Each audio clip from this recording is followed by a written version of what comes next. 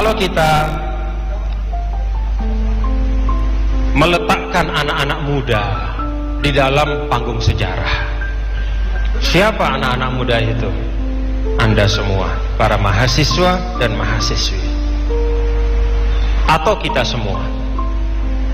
Kalau kita letakkan anak muda di panggung sejarah, apakah itu sejarah yang sudah tertulis, yang ada catatannya?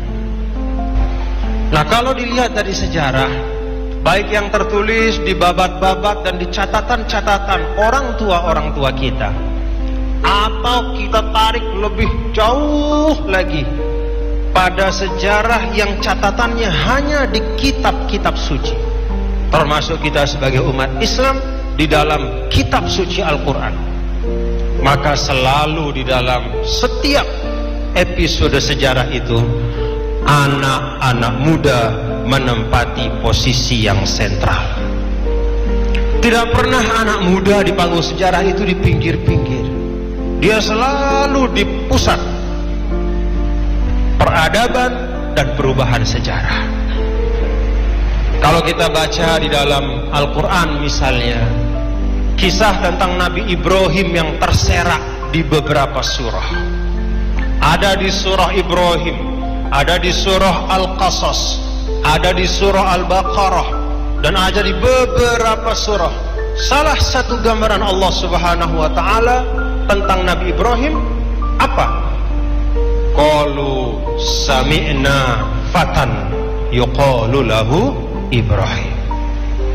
Jadi kata Allah, Ibrahim itu adalah fata, dia seorang pemuda. Demikian pula kalau kita membaca tentang Ashabul Kahfi, itu pelaku sejarah utama juga anak-anak muda.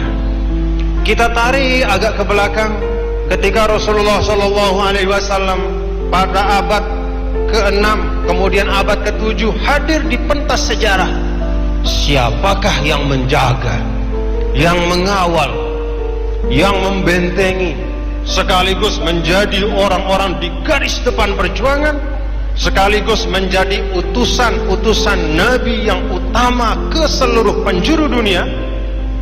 Tidak lain adalah para pemuda, anak-anak muda. Maka di seluruh bentangan pentas sejarah itu, maju mundurnya peradaban ditentukan oleh anak-anak muda. Nah, oleh karena itu, adik-adik semua, saya ajak Anda para mahasiswa-mahasiswi untuk menyadari betul pentingnya peran Anda semua. Kalau anak-anak muda kita menjadi anak-anak muda yang berilmu, anak-anak muda yang memiliki akhlak yang baik, itu adalah satu ciri bahwa bangsa kita akan menjadi bangsa yang maju. Itu sebabnya kekuatan dan kelemahan dari suatu bangsa itu sering diukur dari kekuatan atau kelemahan anak-anak mudanya.